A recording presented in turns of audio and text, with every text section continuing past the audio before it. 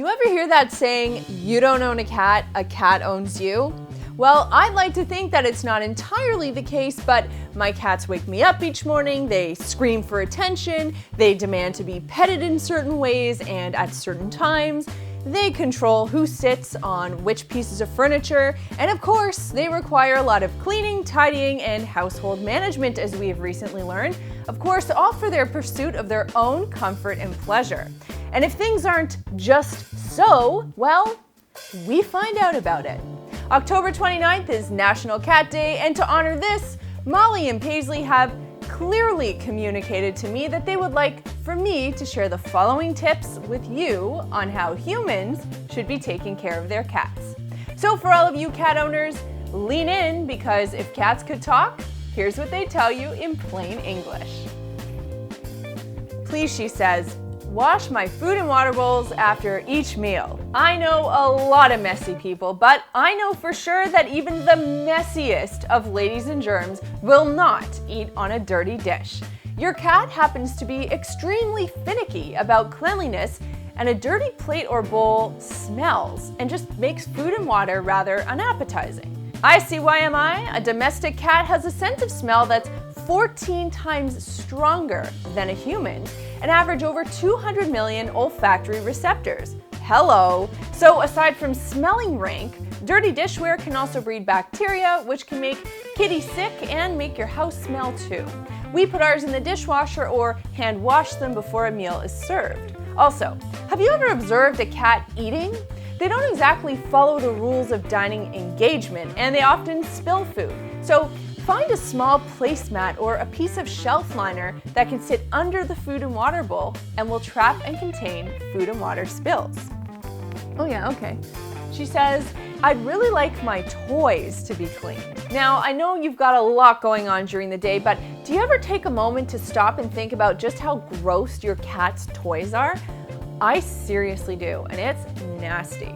They schlep them around in their mouths, and heaven knows where they've been tossed, hidden, or trapped, and how old they are. So, to care for kitties' toys, here's what I recommend. For rubber or plastic toys, soak in a bucket filled with equal parts hot water and vinegar, leave this for 20 minutes, and then rinse and dry each toy. Now, if they're a little grimy, you can even stick a cloth in the bucket and scrub them a little bit while they're immersed. For plush toys, place them in the washing machine and use a scent-free detergent. I'd recommend placing them in a delicates bag and using an extremely gentle cycle, because I haven't seen many durable plush cat toys, so just be prepared for what might come. Now, if the toy is stuffed with catnip, you do need to change these out every few months, since each time that toy gets wet, it'll add moisture to the catnip, which leads to mold or mildew. Cat trees can be sprinkled with baking soda, vacuumed, and wiped with a damp cloth. If the carpeting needs some real TLC, you can add a small squirt of dish soap to a bucket of warm water and then use a scrub brush to clean those carpeted areas, pat them dry with a clean cloth, and of course continue to do this until all of the suds come out. My bathroom should be fit for a queen. Oh, don't we know? No one fancies a dirty bathroom. When it comes to litter, consider the litter holy trinity. It should be good for cats, people, and the environment. Now, what we used to use crystals, but because it wasn't really meeting the mark of that holy trinity, we recently made the switch to Swheat Scoop, which I've talked about before. Basically, it's better for the environment because it's 100% biodegradable, clay-free, and chemical-free. It's better for the kitties because it is clay-free, and you can research the perils of clay litter. And I also see them pawing through it more than they did with the crystals. We like it more because it's easy to scoop and it helps manage odors well.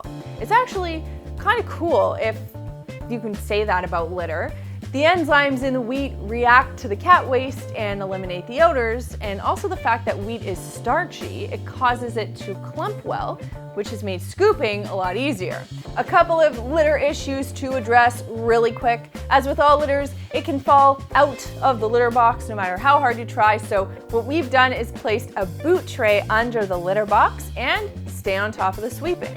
We scoop the box daily and we change the litter weekly. And finally, locate your litter box far away from where your kitties eat, because they have such powerful sniffers, they don't really want to be anywhere near their bathroom while they're about to chow down. And frankly, Neither would you. I want to be groomed like all the time. There are so many benefits to grooming your cat. It's seriously not even a consideration to forego it. That is assuming that your cat will actually let you groom it. So if he or she does, get your brush and get going. First, grooming your cat is part of keeping them and you clean. We just did a video about how to care for pets, and we'll link that one in the description box for you to check out, but it greatly reduces hair that flies around your house and of course ends up landing in your food. It also helps the cats take better care of themselves, but not having to ingest all of that cat hair, and then of course later on coughing up hairballs that you will have to clean up. Interestingly, grooming also allows you to do a body scan of your cat. I learned this from a vet. So you can look for and feel for anything that shouldn't be there, like a cut, a sore, a spot, fleas, or anything else that seems off. And finally, it's a nice bonding experience. And hearing your kitty purr, I mean, come on, it's right up there beside chocolate cake and an unlimited prepaid credit card. Oh, okay. She says that all cat beds should be as clean as all human beds. Now, of course, if your cat sleeps on a cat bed, then great for you. My cats seem to think that my bed is actually theirs, which can make for some pretty awkward sleep positions. However, if you do have a cat bed or blanket, it does need to be cleaned regularly to help reduce hair and eliminate odors. So this is quite simple to do and it's different for every fabric, so my recommendation is to check the fabric care label and wash according to instructions.